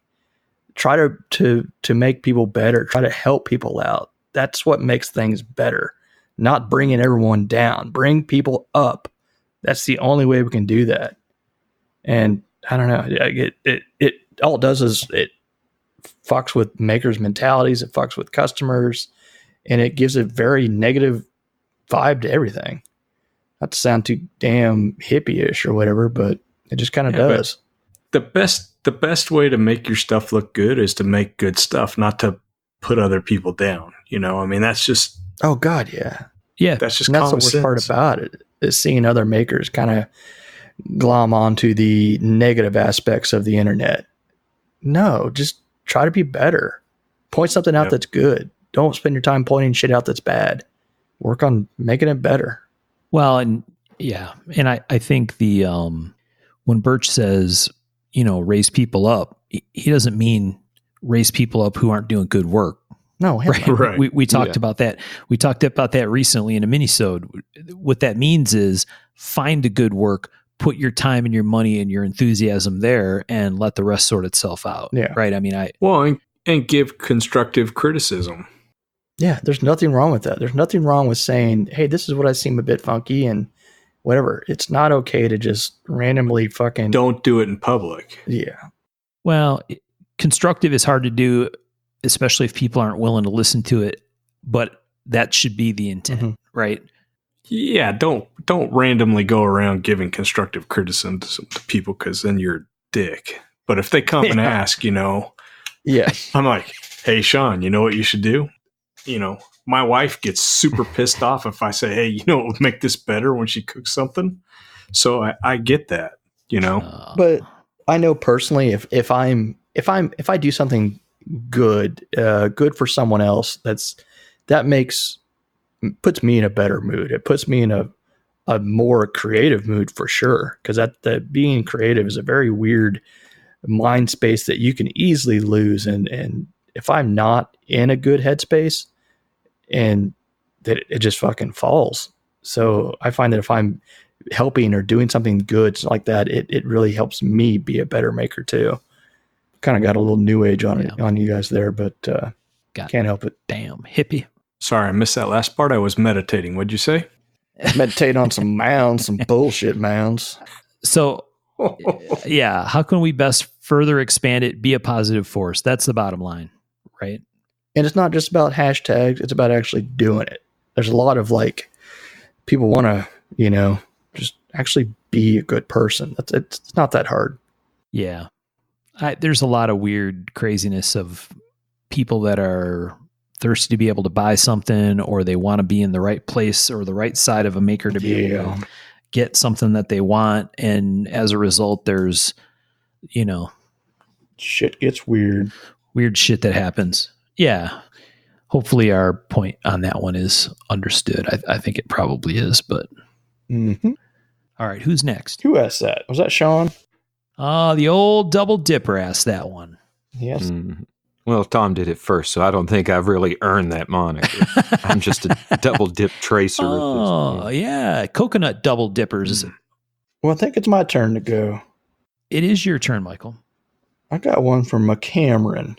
What's something each of you would really like to learn in knife making? And who would you like to learn it from? That is a great question. I think it is. I have an answer for it, so I shall go first. I would like to learn to engrave. I think that would be very, I don't know, it'd be another way to kind of do some sole authorship stuff, which I'm very, very into that idea of being able to say, I made all this. I want to get back into making more Damascus and just being like, hey, I did all this. And I don't know, something like that draws me in. I'd like Jody to teach me, but I'd like to really learn from a bunch of different folks. So I get my own type of voice or style, when it comes to engraving. That'd be cool. But, I have so much time on my hands. It's just been, when do I do it? Right. Mm-hmm. You just need to schedule yourself a trip to Italy to learn from the masters. Oh, that'd be awesome. There's a school Yeah, wouldn't in that be cool? Emporia, I think, isn't there? The GRS. GRS. Yeah, because Emporia sounds much more fun than Italy. I know David Ricardo did some overseas engraving study. Huge piece of kind of his baseline, I think. That's right. Tom, the only place I can learn is Italy. Okay, I was just trying to make it where you could actually do it. In case Abby listens, can we just take out that Emporia part? No, I get it. A lot of people have learned from GRS and stuff and then moved on to, but I think he probably went and learned Bellino or Bellina type of engraving. Mm-hmm. I believe that's correct. But yeah, he does a great job of mixing a lot of different styles to make the different textures and different looks, carving and dotting and shading. And it's gorgeous. Yeah. And it may be something I can't do. I may find out I just absolutely suck at it, but I sure as shit want to try sometime. Very cool. It's, yeah. I mean, I only spent about 2 hours playing around with some of that stuff, and it was about 100,000 times harder than it looked. Oh, yeah. And it doesn't look easy. Probably just like grinding a blade, right? Okay, here's the blank. I'm going to pick it up and do my thing. Boom, there we go. And, David's a master. He was very kind to spend some time with me in his shop one day in his studio. And I left that pretty awed by what guys like him produce. It's pretty amazing because it is hard. Yeah. What about you, Sean? Man, I don't know. I'd like to take grinding lessons, possibly from Tom. Dude, come down. Wow. I will sometime, man. I'd like to see how you do it. I'd like to get more proficient. I'd like to get quicker if possible. Give me a few more months and I'll have a place in the building next to me. We just got the AC fixed, so we got heat and air. Planning on putting a bed over there, and there's already a shower with hot water. So, And a go-kart track. dude, that would be sweet. But seriously, you're welcome to come down whenever. Once we get that, I bought the bed frame. Now I need to get the mattress. So, and we killed all the mice over there, so you're good. Oh, damn. Dude, they moved in, man. I don't know. I'll tell you what, I got one of the coolest little mouse traps. It's like you put batteries in it and it's got 2 plates. And when they go to eat the bait, they stand on both of them and it kills them dead. But that smells like shit. No, it just electrocutes them, dude. It's super clean. All I can think of was like burnt mouse hair. I mean, it's AA batteries, dude. But You need to add some bigger batteries, that son of a bitch. yeah, it's actually pretty cool. But Sean wants to go to the Tom Crine School for kids who can't knife good and want to do other stuff good too. Yep. Man, I just want to I'd love to have you come down. And I respect Tom's grind, so I'm not the easiest guy to teach sometimes, No, I mean, but I would be okay with Tom showing me. yeah, we'd have fun. Nice. We should make a Mark of the Maker Tom Crine visit. Seriously, Yes. that'd be fun. And yeah, we could do that. That'd be so fun. An actual podcast where we could Yeah. see each other and shit, not interrupt That each would other. be weird. I'd have to wear clothes. Yeah, you'd have to wear clothes. Exactly. All right. Done deal. We're going to the Tom Crine School for an episode at some That'd be point. fun. Oh, that'd be awesome. Ideally on Halloween, we can go trick-or-treating. No, they Yeah. do it on Main Street here. It sucks. What? Yeah, I don't participate in that. I don't have enough money. The guy next door to me buys like $150, $200 worth of candy, man. Wow. You can't afford $100 to give back to your community, Tom? Now, we talked about doing good, evolving and growing this community. Oh, boy. I took the signs off my windows.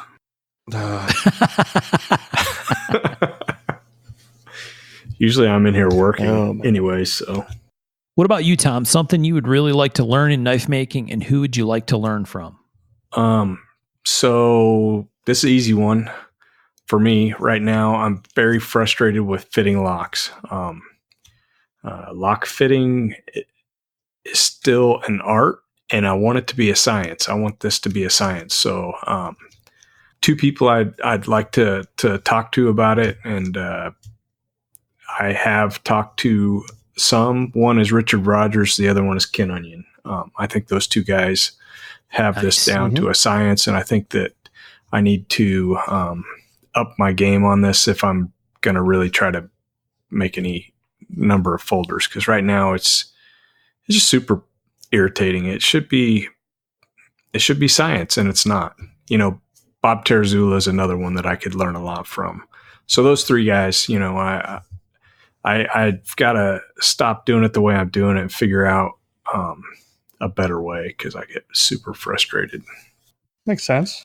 Richard Rogers is straight beast mode, man. Did you see that super slim folder that he just posted pictures of? Every time I think I'm doing good, I look at his stuff and I'm like, son of a gun, I got to do better. But he's right. His stuff is so clean, and he's like using his tools, including the mill, the CNC mill and the CNC lathe, at such a level above what we're doing. It's like, it's just amazing. And the way he thinks is very, very, it's pretty awesome. It's, I need to think more like that. I need to think more awesome. Yeah, there you go. Oh, he's a clever man. He is a clever man. That is an excellent way to put it. Definitely. High five, Richard Rogers. Richard Rogers listens to this show. He definitely on the Mark of the Maker train, and he's doing fantastic work. So if you haven't checked out his stuff, definitely do. Yeah, I think but if you listen to Mark of the Maker, I bet you've checked him out. Yeah, for sure. Yeah, I think all three of those people could really teach me a lot. So very nice. All right, Tom, you want to take a swing at a question? Sure. I'm gonna jump to our Patreon list, and Kirk asked, do you feel you get to enjoy more or less time with your family by running your own business versus traditional employment? Yes, I think the answer is yes. Yeah, that's a tough one. I think, especially right now, I'm working a lot. So on a day-to-day basis, I probably see them quite a bit less than I normally would, but I'm also able to set my own hours. So a lot of times I'm here 2:30, 3 in the morning, which are times that I wouldn't see them anyways because they're in bed. And the nice thing is about running my own business is if I need to, like say I need to take someone to the doctor or whatever, I can actually schedule that. I don't have to take time off or schedule it at work or whatever. I can just drop what I'm doing and go. And like, I'm actually getting ready to go to Florida. So while on a day-to-day basis, I think I see my family less, when it comes time, I can put down what I'm doing and actually spend the quality time that I need to. Case in point, a month or so ago, my brother said, "Hey, what are you doing in 2 weeks?" And I'm like, "Nothing." And he's like, "Let's go to Colorado and climb this mountain." I'm like, "Okay, sounds great." Ended up being like the worst thing I ever did. But the point is I could do it. Right. So yeah, it's an interesting thing. The other side of that is everybody's like, "Hey, you work for yourself. Let's go to the lake." I'm like, "Yeah, I'll be here working," because I do work for myself. And if nobody's working, nobody gets paid. Right. Mm-hmm. And having employees complicates that because they have to get paid before you get paid. So yeah, I enjoy what I do. So it's there's a bonus there too. What about you, Michael? I think you're in the same boat where maybe there's some pieces of this are really good for you and some pieces that aren't, right? Yeah, Tom covered a lot of that there. It's like I don't. It's not a coincidence that I haven't hunted much since I started making knives full time. And everyone says like, "Oh, you have time to do it." I'm like, I feel like I never have time. And the problem with it is it never leaves your mind. Sometimes I envy the guy that has a job and he leaves his job at work. And I know that's not everybody out there that has a normal job, but I mean, my mind is constantly doesn't want to shut off. Sometimes at the peril of sleep and things like that, where it wants to keep going and worrying or wondering. But the good thing about it is I'm also able to shape my own future in a way. If I play my cards right, if I create a good business, I can create hopefully more time. And that's really, as I'm getting older and the kids are getting to where there's a ton of things to do, I am trying to buy more time to be with them, more time to do the things that are really important in life. And it's hard to do when you're traditionally knife making isn't a big money making venture. It's so there's other avenues we have to seek to do that, with some of the collabs and stuff like that, and being smarter about how you do things. And it's something that's really been on my mind, and I'm trying to work towards that sort of stuff. But in the meantime, it means a lot of time away from family, which is, well, my dog just snored downstairs. But anyway, it's a little bit of both. Hopefully I get to a spot where I get to spend more time, Right. What about you, Sean? What's your take on that question? You get to spend more or less time with your family running your own business versus working for the man. Man, for the most part, I think I get to spend a little more time with them and on my terms. I mean, like if there's a show coming up or I've got something I got to get done, well, then, they don't see me as much because I'm in the shop constantly. But I mean, I'm pretty good about being able to make time to do whatever they need to do or want to do. It works out for me. Sometimes to the detriment of our bank account, but I'd rather spend time with my boys. Mm-hmm. Yep. No, it's an interesting question. I think the answer is different than people might expect. But again, I think a lot of that goes to many different types of small businesses, right? Where there's always trade-offs. And I mean, like I think about friends that own a small restaurant or something, and those people work 24 hours a day. I mean, it's a big deal. Working for yourself doesn't necessarily mean you can make the same money and have the flexibility, right? Sometimes you got to trade one for the other. So It's a good question though. All right. I'm going to pick one here, another one from Patreon. Austin asks, I think this is an interesting one. Talk about a great idea that you've had or concept that you've attempted that for reasons beyond your understanding or maybe ability haven't worked out for you. The first thing that came to mind was Michael's early attempts to do a folded knife, because I know that didn't exactly work out. Eventually it did, but I think it took a few tries, right? Oh yeah, tried it with titanium first, but then the one that actually worked was Mokutai, which oddly was weird. Right. It was a fun piece though. Yeah. Can you think of another example, Michael, of a concept or idea that you've attempted that didn't work out? Shit. I laugh when I say that because there's lots of stuff, right? That and that's where like we've talked about this before. The CNC comes in so handy. I have a piece of nickel silver. I think it was nickel silver 304 that I put an inset lock into that I was going to fold and then do basically a folded integral with an inset lock of titanium. And then I could have Jody engrave the whole thing, basically have a curve around type of engraving. Right. But it did not work. It's one of those concepts now with the CNC, and this was me on sketch paper and trying to mad science the shit, which you can't, sometimes gumption doesn't get it done. You got to have some sort of better planning ability, like learning CAD and shit, so you can actually draw out dimensions and see in space. Right. But yeah, it didn't work out. And I have some concepts that I really want to try once I get better at CNCing. Some interesting types of backspacer interlocking type of stuff that may or may not work out, but hell, it'd be fun trying. What about you, Tom? Can you think of an example where you had a concept or an idea that you ultimately couldn't pull off, whether because of ability or tools or capability? Man, I think I'm probably a pretty boring knife maker. I mean,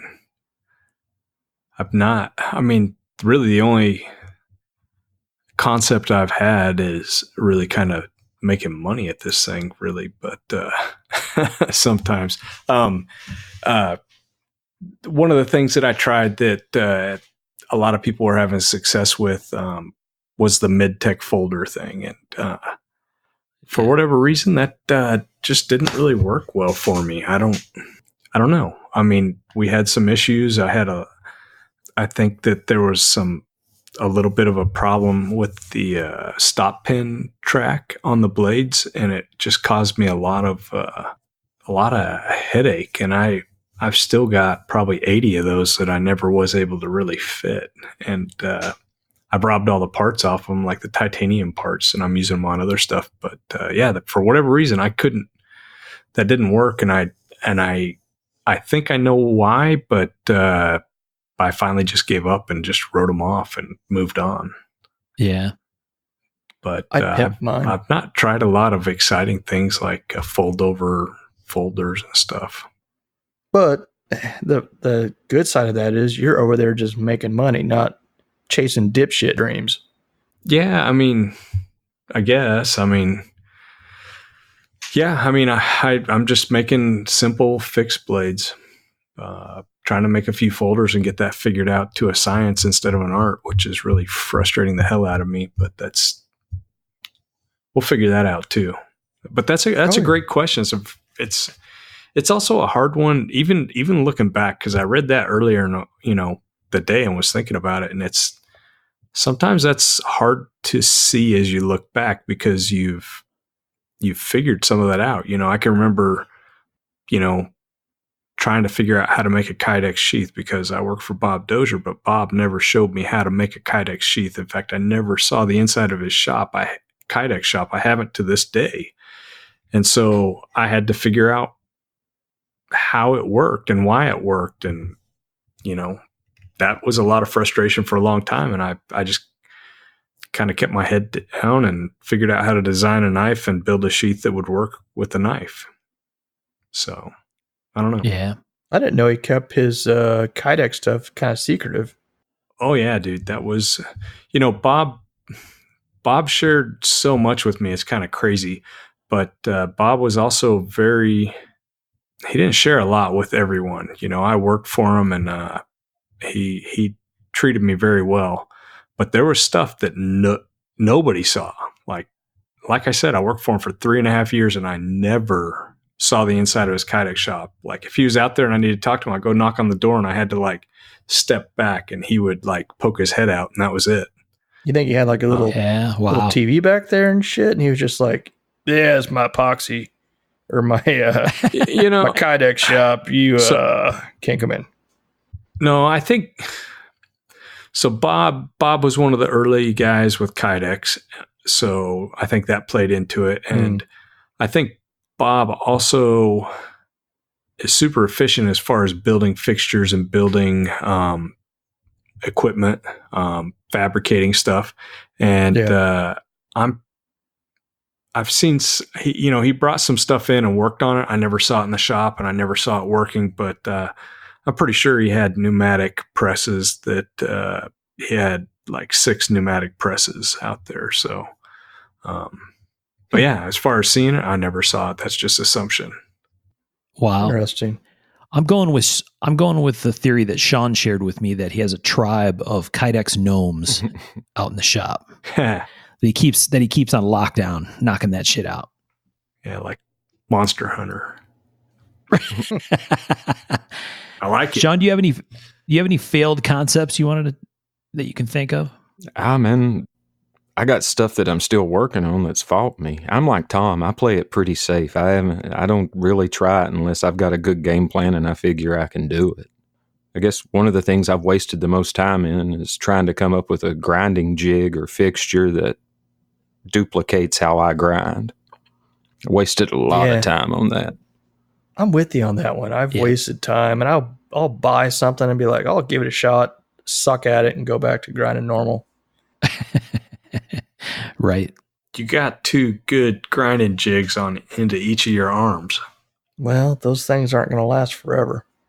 Yeah. No, it's true. And it's funny because I see a lot of guys that are doing block grinds and they look great. And I've played around with it a little bit recently, just for the reason you're saying, Michael, is you know, it's hard on the body. I mean, I'll stand out there and grind 20 blades in a day, and it's all day, you know, and it's kind of crazy. I cannot figure it out. It's I don't know. I can't get what I want, anyways. Yeah, I can't get what I want out of block grinding, and I've tried a few, and I see pictures of some guy doing it, sitting on a stool and shit, and I'm like, man, that looks comfy as shit. And it doesn't work for me. When you guys say block grinding, you're talking about where you attach the blade blank to a block and then hold on to that and use it as like a rest for the blade, right? Yeah, block grinding, jig grinding, you know, and then you move the block back and forth across the rest. You know, the rest. And there's been variations of that. Like a lot of the guild type of guys used to do like just like this round in the middle of the wheel, and then your spine would go against, like, right along that little round, and it was like a really, really narrow type of rest, and you just ride the blade back and forth. That was another way, you know, some of that stuff got done. All right, Sean, last question.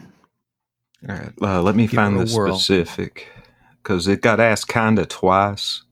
This is kind of lumping together Kirk from Patreon and David from Facebook, and I'm going to use David's verbiage. It says, you get to make one knife this year to keep, a pattern you already have or a new design. What would you make, and what materials would you use? Are you saying for ourselves? For keepsies, for you to carry in your pocket.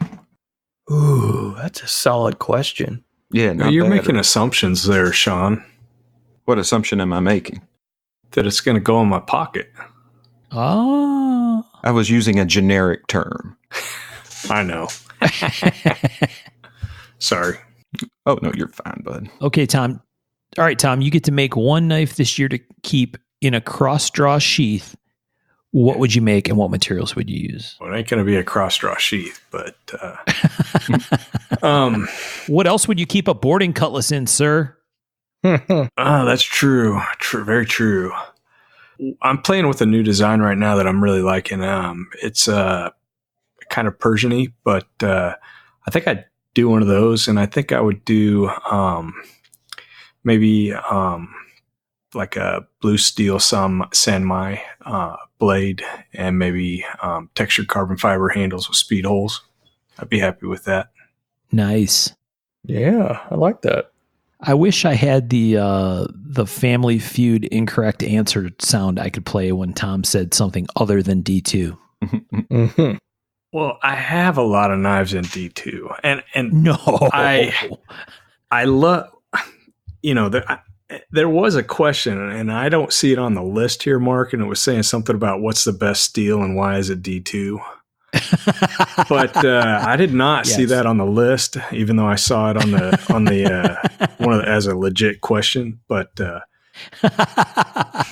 no, I mean, I love the D2. Most legit question. Don't get me wrong, but I am not a super steel snob. I like a lot of different steels. It's just for my knives, D2 works great. It's available, readily available. And it's at a price that I can pass on a good value. I think it's a good all around steel. We're experimenting with new steels, but you know, I would like to try one of the Sanmai, like Hitachi, like blue steel or something like that, or white steel Sanmais. And right. I love the look of it, and it's going to perform great. So I think that would be good. Yeah, I would love to see a Tom Crine super blue Hitachi bladed knife. That thing would be a freaking laser beam. I've made a few. I've actually ordered some of the Sanmai from England. Oh, there's a dealer over Nice. there. I need to get some more coming. Well, we shall have to talk after. Okay. Birch has got a guy. Okay. Sweet. No, I want his guy. Yeah, right. Prices are pretty good. I'll tell you that. What about you, Sean? Man, I would just make myself a hex with a 3V blade and probably some kind of McArta handle. Nice. Yeah, I mean, I'm a simple dude, man. I just want something that I know works and carries well, and yeah, that'd do me. Very cool. Make 2. Send one to me. 3. What about you, Michael? I'm going back and forth on whether I'd want something aesthetically pleasing or something I know would handle me, which I'm not good on folders and stuff, because I open a lot of it'll have steel or titanium, so your blade's always running against some sort of metal or some shit. We're knife makers are bad on them. But if I just want something to carry around and look at, I'd probably do a boson with some homemade mosaic Damascus and probably just a little Westinghouse and Zerk, little tuxedo look to it. Yeah, always a winner. Mm-hmm. What about you, Mark? What knife would I make myself? What knife? Well, yeah. How about that? You can come down to one of our shops, any of our shops, and you get to make the knife. You know what? You can make one you design. What would you make? If I had to be involved in making it, it would probably want to be a fixed blade, and it would probably be a big old Bowie knife to go with my other recent affiliation with large buoys. Mm-hmm. One of those Japanese paper steels would be awesome. Sanmai even better. And, I got a Westinghouse thing, so I probably would want to do it in that. Although I like carbon fiber. I got a blasted carbon fiber alpha from Tom a bunch of years ago, and that has just such a fantastic texture and a cool look. And so that's a possibility coolest too. Material ever, dude. The stuff from the windows. Beautiful. Yeah, I love that stuff, man. Yeah, it's pretty and super functional, very grippy at the same time, but not so grippy you can't get out of your pocket, all that. So I dig it. Cool. Very cool. Yeah. All right, Michael, last question. We have a Patreon from Dominique. Where do you get your inspiration for style and names of new models? I'm going to take that to you, Tom. What you got? That's a really tough one, and it's interesting because it's I don't know. I try to think about what the knife is. Like, say my Gitano. So that basically I don't know. It was like a gypsy style Navaja, which made me think of the gypsy style knives, and basically I started Googling that, and I came up with synonyms for that. And the Gitano is basically basically kind of a Romani name. So I use synonyms a lot. I also look at the what kind of knife it is. Another one I just recently did. We're doing a little bushcraft knife called the Wanderer, and I designed that with my son Jake, and he has a shirt that he really likes, and that made me think of him. And it's one we got on one of our trips, and it says, "All who wander are not lost." So that kind of made me think of him and bushcraft and out in the woods, and kind of went with that knife. So I don't know. I'm putting names to knives it's very difficult for me. Just using Google and we're designing a new Persian. And in the past, I have a knife called the Persian. Well, and I've got a knife called the Recurve, and I basically tried to get away from that. At first I had a numbering system, which is crap. And then I went to real simple stuff because I sucked at it. And now we're just trying to, get better names at that. And I think using synonyms and Googling and, all that kind of stuff really can help. And I think we're going to call this new Persian, we're doing the Phoenix. And the reason we're coming up with that is basically we started, it's Persian and it's Iranian and the whole Phoenix mythology comes from that area. And it reminds me of a feather, which made me think of a bird from that area. So yeah, it's kind of, my thought process gets kind of convoluted a little bit, but it's better than it's better than a Persian, right? Or whatever, so that's, we're trying to do better. TK-77. Dude, right? Yeah. And now I learned that from Bob, because Bob has a similar system, right? It's the DK1 or something like that. Yep. Dozier Knives 1. And so, yeah, we're trying to learn. Hard to keep track of. It's very confusing for the customers, which is why we went back and, started naming stuff like the TK2 EDC or the TK1 Necker or stuff like that, right? So your next bird one, you can call the Crow Daddy. I like that. Give you that for free. Thanks. He sounds eternally grateful. Yeah. The Crow Daddy. Too funny. What about you, Michael? I like science. So a lot of the crap revolves around science for me. Yep. Nerdy shit. So, and as far as styles, mine really comes from, I constantly find that I can't escape my own likes when it comes to how blade shapes are and curves here and there and things like that. Everything seems to be a tangent of, or a variant of another knife that I've made. Right. And it's constantly changing, and sometimes I'll make a knife that I'll realize I've already made before, and being a variant of another knife that I've made. It's very interesting how that works sometimes. It's kind of crazy. Yep. Can't get out of your own head. Can't get out of what you like and dislike when it comes to design and forms.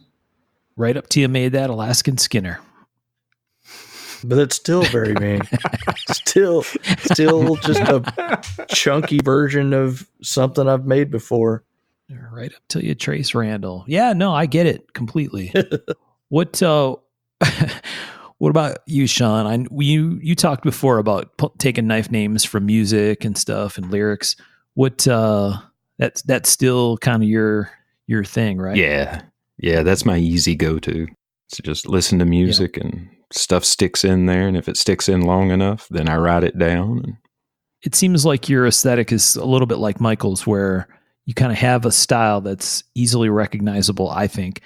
So maybe there's some kind of design language theme there. I don't know where that comes from. Maybe it's just inside your head, but yeah, man. I've tried to think on it, and just stuff pops in, like the hex blade. I got that from, I busted an X-Acto knife, busted the tip off of it. I reprofiled the tip, and it kind of looked like what the hex currently looks like. And I found out that actually kind of gives you a reinforced tip, but still plenty of pointiness. And that's where that came from. Dude, if you go in my shop, I think all my X-Acto knives are that way, because those tips all break off. Man, since I started doing the little grind I do on them, they don't break anymore. I just grind them off once they're dull. All right. Well, I don't know. I'm torn. Somebody asked the question, if there was a Mark of the Maker movie, who would you choose to play you? Which I love that question because it cracks me up. But Matthew from Patreon asked one that I think might be interesting for people to hear. How has the podcast impacted your life, career, and opinion of the knife community? I think that's a pretty solid one to wrap it up with. And we'll swing back someday and talk about who's going to play Michael Birch in the movies, which everyone already knows the answer to. Well, it wouldn't be who I would say. George Clooney's playing me, right? Obviously. Sure. So to Matthew's question, how has the podcast impacted your life, career, and opinion of the knife community? Michael, you want to take a swing at that? It basically it's taken up a little bit of time, but it's also, I think, been a good way to try to get some ideas and thoughts and try to be helpful in a way and possibly vent a little bit, some of the ins and outs of knife making and knife making in today's market and community. But as far as I haven't seen any change in the sales or anything like that, I guess. or you know what I mean? That Right. aspect of it, it just kind of stayed the same, just kind of a little bit more time and, you know, get to shoot the shit with you guys. Right. What about you, Tom? You know, I think it's mentally healthy for me. It gives me I think as knife makers, we kind of tend to kind of be in our own space and in our own mind a lot. And so, you know, I enjoy being able to get together with you guys and just kind of talk about the industry and what we're passionate about. So I think that's good. It's interesting at shows how many people are coming up and saying that they enjoy the podcast. I think that's a big positive. And so, yeah, I mean, hopefully we're making something positive in the industry. You know, are we going to change the world? Yeah, probably not.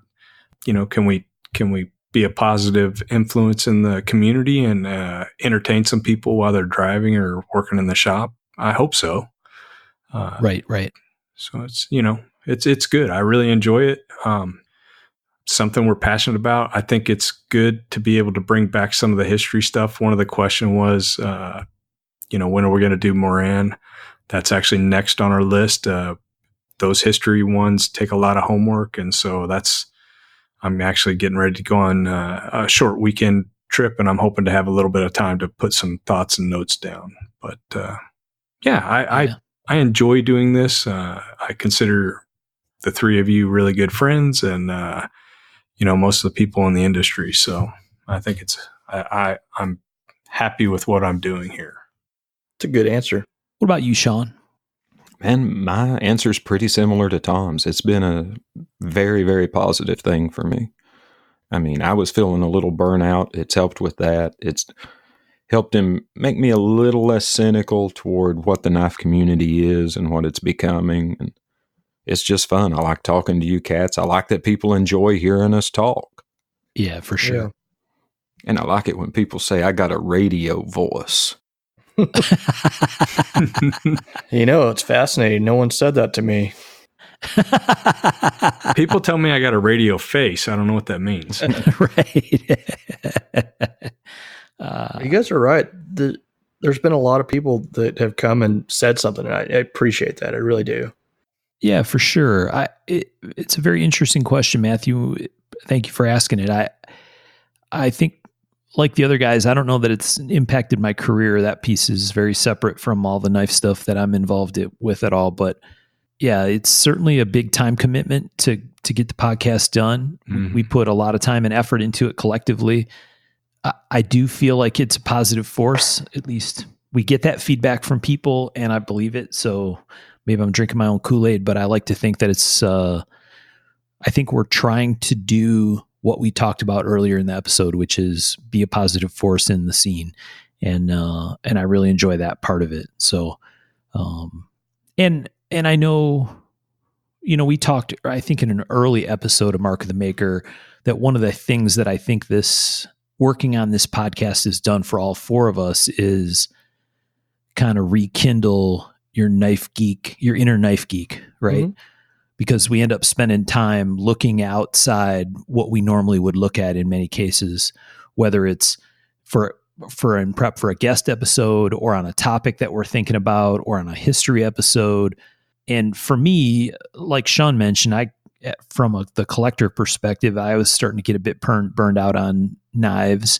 And this has definitely kind of rekindled a bunch of that for me. And honestly, I've learned a lot doing the show. I think it's been very interesting and helpful for me personally. So yeah, it's been good. It's a huge time investment, but you know, we get such positive feedback about the show that it's worth it, right? We wouldn't do it if it wasn't. Yeah. So yeah, it has helped me realize a few dreams too. I mean, we had Arby's at Blade. And I'm starting to bring back Pack-A-Wood. So single-handedly. Mm-hmm. Yeah. Well, there's a couple of us. Team Pack-A-Wood. Too funny. All right. Well, again, we appreciate everybody coming at us with so many questions. It looks like, I'm looking at our list, we have at least another episode worth of questions here. So it was awesome for everyone to chime in and give us some ideas of things to talk about. We really appreciate it in all three places, in our Facebook group, which we talk about a lot, on Instagram, and our Patreon supporters. Everybody came out of the woodwork with questions for us, so that's super helpful. So if we didn't get to your questions, sorry, but we'll keep the rest of the questions, and we'll do another Q&A somewhere down a little ways down the road, or combine it with a shorter topic or something. So it's likely that your question will be answered at some point here, especially Billy Cho's questions about. I was going to say, except for Billy Cho. But whatever, I guess we're going to answer Billy Cho's question. Yeah. Which knife makers do you hate? Billy Cho. Yeah. No, we just said we can't answer that one. Right. Too late. I already did. Other than Billy Cho, which knife makers do you hate? Chili Bow. So again, thanks everybody for all of your questions. We really appreciate you taking the time, and some very thoughtful questions. So we appreciate that. And some fun ones too. And some of those we'll hit a little bit later on as well. And I also want to say, again, as always, thank you so much to everybody that supports us through Patreon. It's super helpful for the show. We've got a whole bunch of folks supporting us at this point, and that's fantastic. So it helps make a bunch of the rest of this a little bit easier to deal with, and helps us get some things done for the show and continue to try to improve what we're doing for you, and keep the thing rolling. So yeah, well, I'm going to be trying to improve the Patreon experience over the next few weeks, hopefully make it a little more engaging for the folks who are there. So bear with me. The virtual Sean Kendrick experience. I'll try to have something special just for the Patreon folks too, but it might have already happened by the time this comes out. Well, we'll see, sir. I need to know if I need to go out and get a pair of those VR goggles for the virtual Sean Kendrick experience on Patreon. Is that an expenditure I should plan to make? Oh, totally. Sounds like I should become a Patreon member. You should. Sheesh. Everyone should. Oh. At any cost. Any and all, yes. Love it. All right, you guys got anything else you need to add? No, I think we pretty much covered. It's good to talk to you guys again. Appreciate you guys. Yeah, it seems like it's been a long time. Mark of the Maker podcast is slacking. Yeah, I mean, in the grand scheme of things, it ain't been that long, but it feels like a long damn time. Yep. So that pretty much wraps it up. We appreciate everybody listening. And again, thanks for all your support and your participation with us in the Facebook group and with everything else. And as always, thanks for listening. Take care, folks. Thanks all. Thanks, everyone.